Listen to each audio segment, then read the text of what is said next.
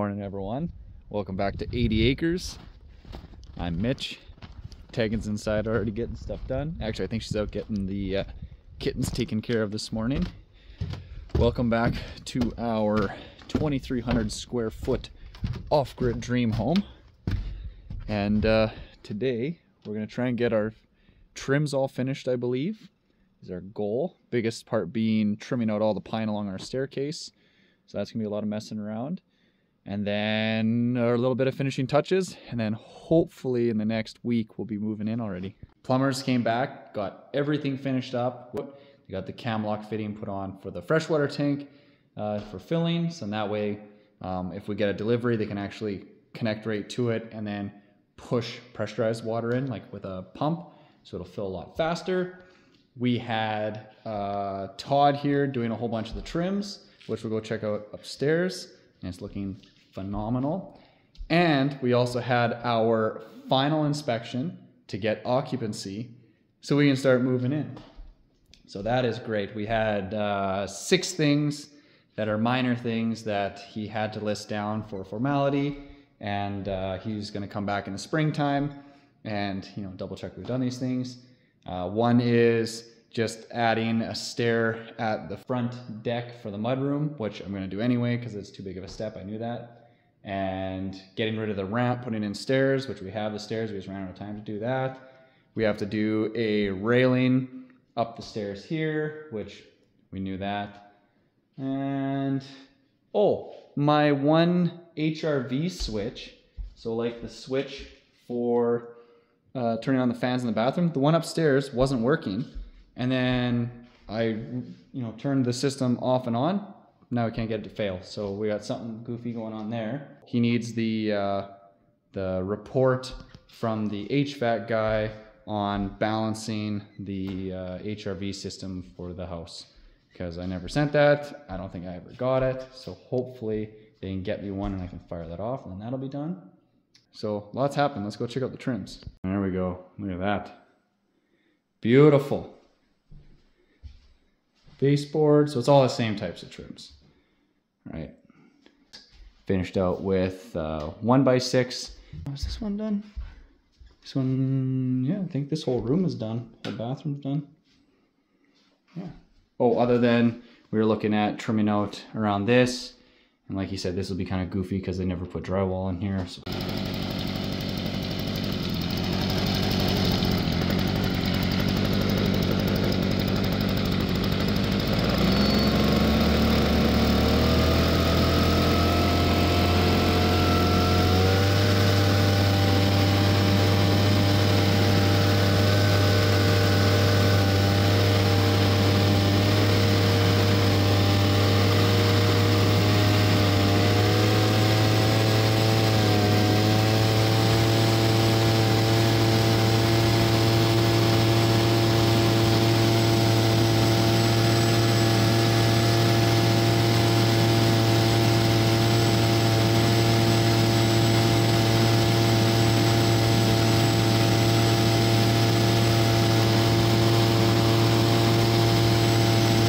Well, we appear to have a problem. So the door sticks closed from the creosote sometimes, but I am reefing. Oh my goodness. I don't know if I'm gonna get this open. It is glued shut or something. So what I did to get some leverage was I essentially used a piece of wood, and this edge here gets thicker, so from a down position, as you rotate it to lock, essentially, I jammed in between here and the roller, and then after I jammed between here and the roller, I managed to pry it open. So, not entirely sure what's happening.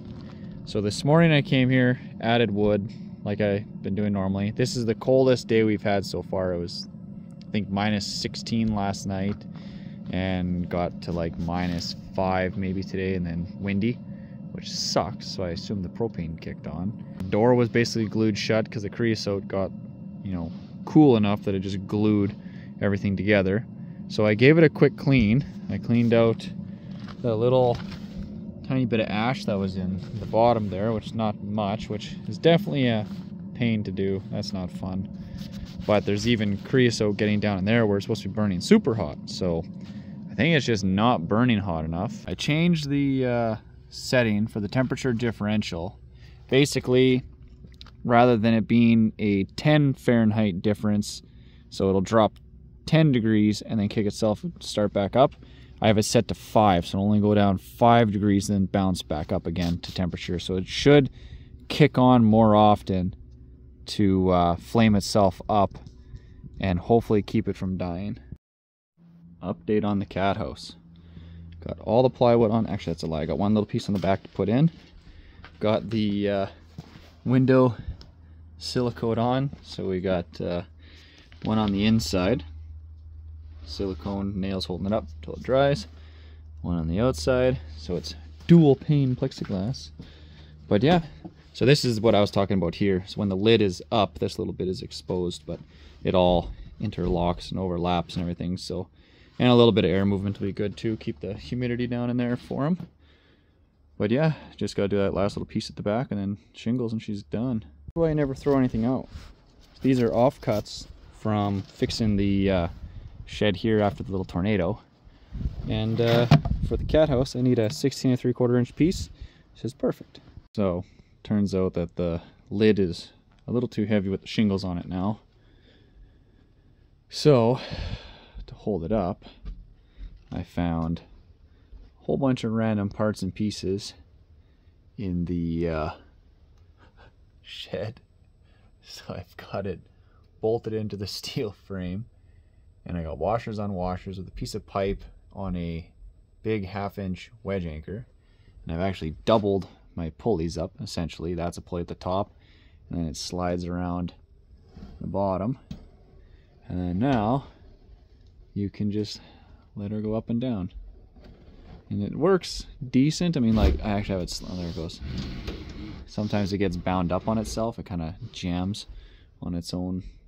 I don't know, we keep calling it a cat house. Everyone laughs because it's like a name for a brothel, but we never heard that before. Apparently we're too innocent for that, but it's an old person thing. Every time we tell an old person we're making a cat house, they just laugh their ass off. But anyway, we're thinking like, oh, we got to get a light bulb in there for like a heating light or something. We were talking to Wayne, and Wayne's like, oh, just put a light bulb in there because the wattage is what matters. It's not the type of light. You know, X amount of watts is X amount of heat. So we don't have any light bulbs lying around because everything we have is LED here. But luckily, in the camper, way over my shoulder there, I figured, oh, it's got to have a couple light bulbs in there. Found 2 of them. One's a 40, one's a 60 watt. So we're going to slap the 60 watt in there. And then Tegan had the thermometer. So look at how hot it is in the house underneath there. It's beside it's right beside the pipes, so it's just absolutely cooking. But still, it's like having in-floor heat. So she's got that in there. And we're going to put that, get that down there. Yeah. And then we'll come back tomorrow and we'll see, or maybe even later tonight before we go home. And we'll take a peek at how hot it is in there. All right, we got her in. And then, with our little window here, so we set up a container to hold the thermometer so we can just look through the little sight window and we can see what it warms up to. So it's starting at -7, so we'll check on it in an hour or so, see what it looks. See what she says. Well, the one time Tegan comes to put wood on, she breaks it. Not really. No, we were just finishing up. We got it roaring up again. Just closing it. Tegan's walking away. I hit the handle to lock it back in. Hear like a kind of a clinking sound of something falling. And now this handle does nothing. And you can hear stuff moving that shouldn't be moving, and things that should be moving aren't moving. So then basically the fan was stuck on, so it was just roaring up the fire even more, and we were just going to overheat. So we just turned the whole system off, because of course it's 9 o'clock at night, we're heading home. So it's gonna burn whatever wood's in there for the night, and I'm gonna get in touch with them and see about getting this fixed or something, because I don't know what the hell just broke. Should be on warranty though. Well, we got our proper sized door. Tegan and I hung it ourselves so hard. The only thing we had to do is we pulled out a couple of the shims here because the actual 2x6 is clocked by about ½ an inch. So it was hitting here and then has tons of clearance here. So we just took the shims out, sucked it in. So it's not perfectly straight though, but at least the door will close because it's a closet door, and trim and everything will hide it, but looks good now. This wind and storm is just unrelenting. The propane furnace kicked on as it should. House is at 18, so I don't have to worry about that, which is good. This baby I gotta take apart. So by the sounds of it, I'm gonna have to take this off again. I gotta take these screws off, and then I think this is like an interlock panel or something. I'm hoping this panel comes off by itself and I don't have to take this panel off. I feel like this one with the electronics will be a lot harder. Same with taking the front panel off. So hopefully it's designed well enough. I contacted my dealer and he kind of just said like, just tear it apart and see what it is and won't void the warranty. So fingers crossed I don't do any damage opening it up, because that would extra suck, especially with a boiler that's this expensive. I'd kind of in disbelief that something broke inside. So it's not that bad. So this lip on here goes in behind this one here, and then there's our problem. There's our that I heard. So you have to loosen this one off because this pinches it in against the frame there and holds it on. But there's your problem. That should be there. And that little nut should be there. And I can't help but notice that that is not a lock nut. That is just a regular nut that they're relying on acting like a lock nut, unless there's a lock washer maybe. I'll look through here and see if there's any other parts and pieces, but I don't think it does. Well, that's a dumb design. Right, so I looked again. So actually they have a little bushing essentially inside of here. So when you tighten this down, it's tightening against that bushing and allows a little bit of room for that to pivot. So, handy dandy Mastercraft kit. I've had that since I was like 12 and it's fixed everything. Now I can add boiler to that list. So basically just put that back on, tighten the crap out of it.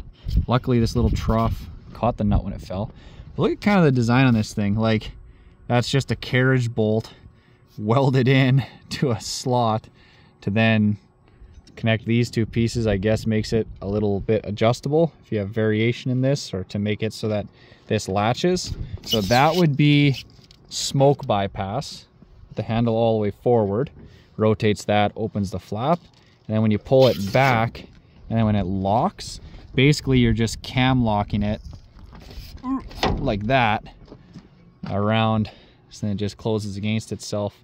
And then that little sensor is what's triggering the light and the fan and all that kind of stuff. Pretty simple, pretty complicated. I don't like the size of those little wires, but hopefully there's no movement in here that breaks those off. They do have this all done up nice. Would have been nice if that would have been carried down into here and then taped so that this wouldn't get worn out. But yeah, well, that's inside the side panel. Another job done. Looking into the belly of the beast here, she's pretty crudded up, but not as bad as I thought it would be looking at everything else. But I mean, that's why you run those shakers that moves these things up and down, and then it cleans out all those tubes, and those tubes are where the exhaust is coming out of, the smoke essentially, and that's where most of the heat is taken out of the smoke and then makes it so that it gets nice and hot. Well, look at this crusty thing after only a week and a half. Ew. Well, it's not perfect, but it's way better. So I had a thought.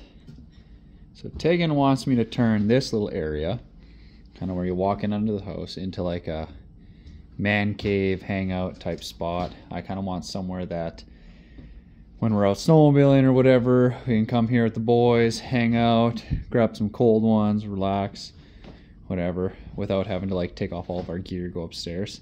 So it just so happens that I just remembered we have these bench seats. They're like some type of a padding with a nice top, plywood bottoms. No idea what they're for. Got them from my grandpa, I think it was. I think once he passed away, these were just like sitting in his house or something. No idea what they're from. Well, this one fits perfectly right there. Just needs a couple feet on it.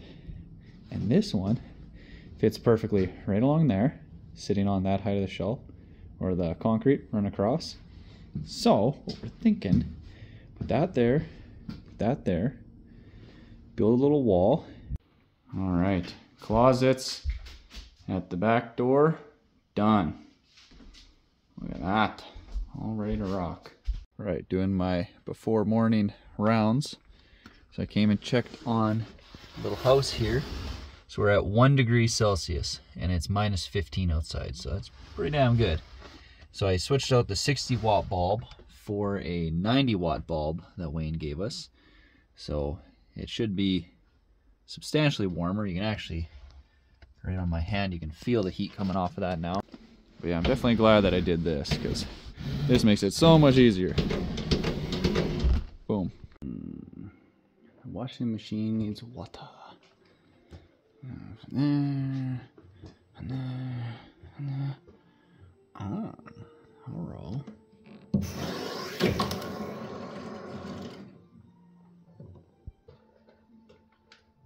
I didn't hear anything go hissing.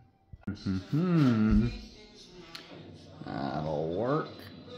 So with the bigger light bulb in here now, that 90 watt one, we are currently sitting at +8 and it's minus 16 or 18 or something tonight.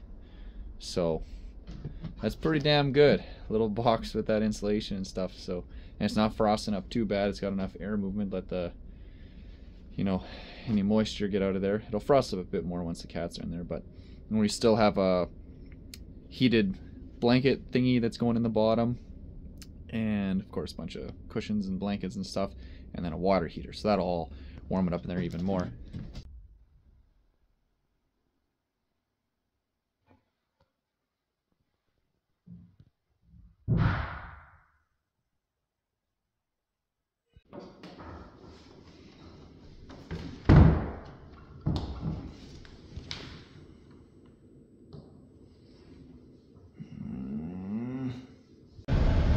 So we were gonna put up some shelves and stuff, but I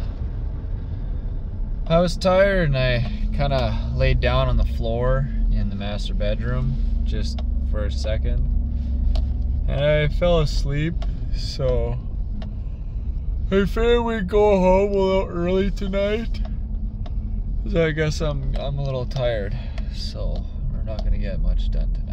Well, we didn't really get much done tonight. I'm pretty tired.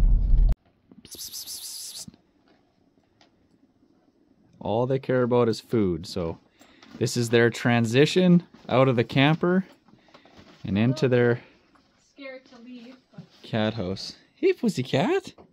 Hey, pussycat. Come here. Come on. the deluxe stuff for you guys. Oh, we got wet food even. Celebration. Hey, pussycat. Oh my goodness. Come here. What are you doing? Great little cat nest. This thing actually puts out a ton of heat. It's crazy. Look at it. We open the box up. We're sitting here still. And it's 13 degrees. It was 16 when I was first closed. Yeah, so when you opened it up. Yeah, so then hopefully they'll figure out the cat doors. And I'm sure they'll figure it out. Okay, they're inside. We got it closed up. So they're snacking away. And then we're 99.9% sure that they'll figure out how to get out of here. If they can't figure out how to get out of this, they're not smart enough to catch mice anyway. Curiosity hopefully doesn't kill the cats here. They have the biggest and the widest playground. Go find some mice, tear them up. All right, update for everyone. We have Tegan finishing up painting the doors. We have all the trims downstairs are done except for this piece with the stairs, which that's what we're working on today. Everything down here is all ready to go. We got handles on the doors, washer dryers ready to go. We got trim around the bottom of this. And then we have to do around the showers upstairs. What else is left on our list there? Not a whole heck of a lot, I don't think. It's a lot, but not a lot. Install doorknobs and locks. That should be done today. Appliances and large furniture. Trims, stain and prep. We should be done with that. What do we need? Railing edge stuff. That'll be difficult upstairs too. Fireplace tiles, so like all around this stuff for trimming. And paint the doors. That'll be done today. Paint the closet shelves. I gotta drill that too. Towel stuff. That's easy. Indoor stair railing. We gotta do that sometime. No rush on it though. Siliconing, shower curtains, shower head trim. Yeah, we need to get one of those silver things that goes around the pipe, and then we can silicone that in, because right now we just have like a giant hole in the shower with a little pipe going through it. Stair nosing, gotta do that. Door stops, the boingy things. Boing. And what I'm working on is I used some of our fancy CAD software here, or hardware I guess. So I cut templates, I got 2 of them, to see how those triangles are going to go in there. So in my mind, because I'm dumb, I was envisioning that this side, the short side here, would just fit with a 2x8 or a 1x8, sorry. And then I could just cut the one angle and it would be beautiful. But it's like 7 3/8, not 7 1/4 or 7 1/8 or whatever those are. So we're cutting it basically, that's on the long side. So I don't know if it'll come up on camera, but you can see I've got all my triangles. So I'm tracing them out with this ahead of time, because this is exactly what we need. What was that? Oh, the trim's messed up. You broke it. Oh, you scratched it. You picked it up in broad daylight and you scratched it.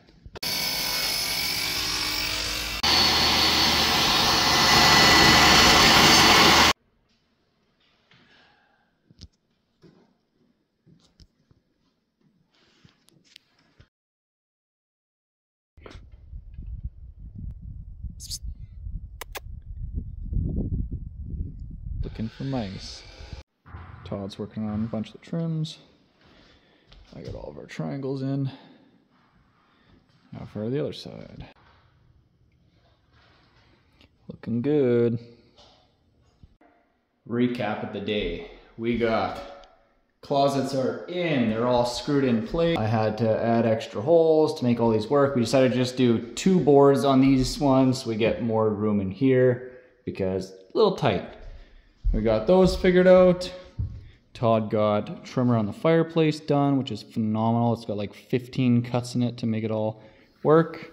We got on the stairs here, I got all those triangles cut. So basically this side, so you see each individual triangle, and then we capped it off with this, but we're gonna leave this one off so then I can do my nosing, and then I'll nail it on top after. And this is how Todd figured out to get this transition looking all pretty. So he just rounded that nosing across and then right into the baseboard. So it is perfect. And Tegan is somewhere. Oh, here's the wild Tegan on her OSHA approved ladder. And she is painting all of the undersides. The undersides. Basically any of the shelf that we're gonna see, she's painting it. She doesn't like it being just regular wood. So you two already know that this is where the food is. Yeah. So you're just gonna give it to him in the doorway there, or what? No, I mean, Don't always eat this.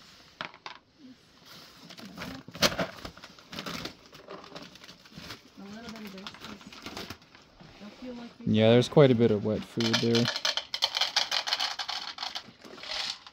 Are they really barn cats?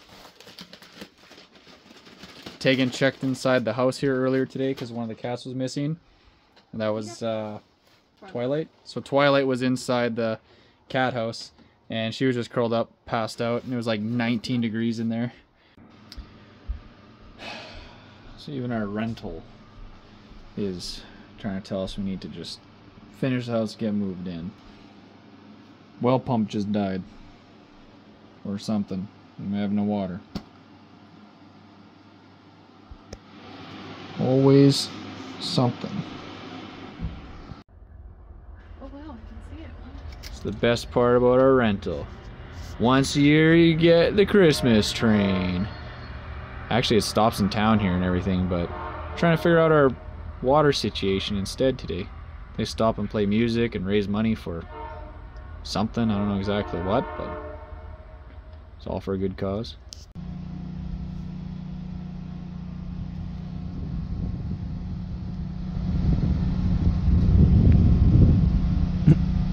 All I want is food. Seems weird that with the water out at our rental place there, that gotta come to the new house to use any type of running water. It's like backwards now. So the idea is it should slide underneath there, drop in there. There's a bunch of little screws that go in there. And I might have to, depending on how we decided doing it, might have to add more holes or something. I don't really know if I will though. So to keep this process as simple as possible, I'm just cutting this aluminum stair nosing just with the cordless Bosch grinder with a zip cut. Measure, mark it, cut it, kind of grind off the edges a little bit, and slap her in. So since we're putting the nosing right on our flooring, instead of using the little nails they want you to use, we got some number 6 by 1 inch stainless steel screws. And the only thing we had to do is we are opening up these holes. So that is the size of the normal hole. That's the size of what we're going to. So I think it's like 7/32. I can't remember. Something goofy. One of those random drill bits you would never use, but this is the one time you need it. 99% flush. Like it's just the slightest little ridge, but you can't catch a sock on it or anything, so that's all that matters. Won't hurt. These are pretty grippy, aggressive, which is good though, because the flooring is really slippery. So someone's running down, they can hook that, and at least they'll face plant down the stairs, not fall backwards on the stairs. Because that's much better.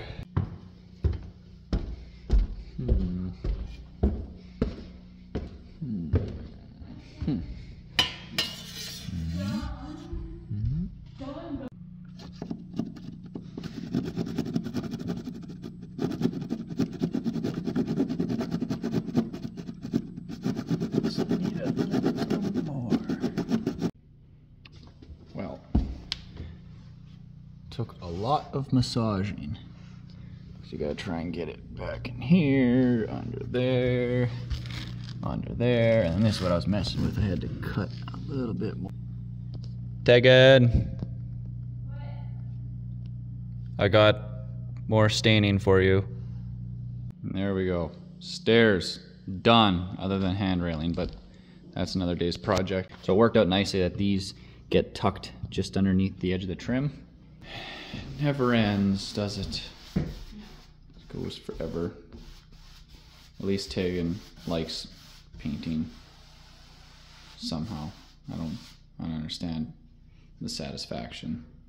It's just, but she seems to paint with rage nowadays. Just very aggressive anger. So our next adventure is trying to trim out around the bathtub. So I guess usually people run the drywall right up to it and then they just basically fill it in, a little bit of silicone after. Ours was left just wonky. And plus we have these stupid things to contend with now. So what I was doing is I was just making one of these template. Actually, I think it's this way. They're slightly different up and down. Yeah, it's a little better. So that is my template for cutting around all of these things.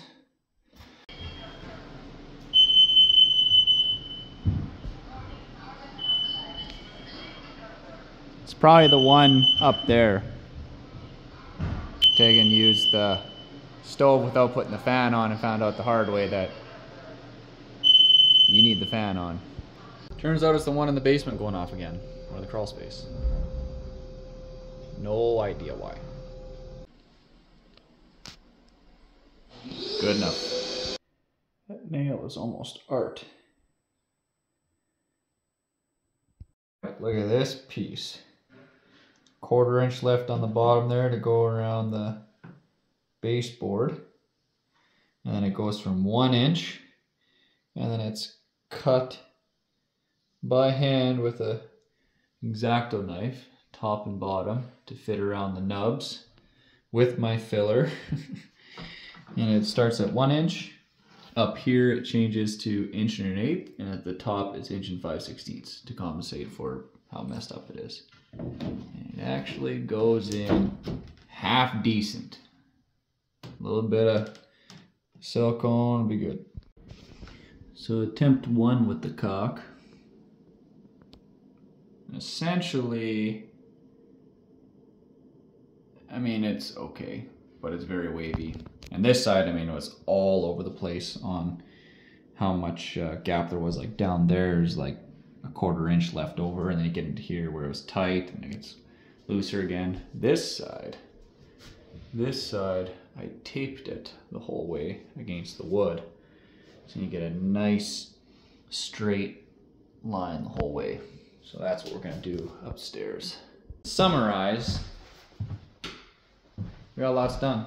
All the silicone, all the trims, doors are painted. We got silicone on all the fixtures. So we are so close to being able to move in. We're packing up, we're heading out. Once again, thanks for watching 80 Acres. And like, subscribe, comment.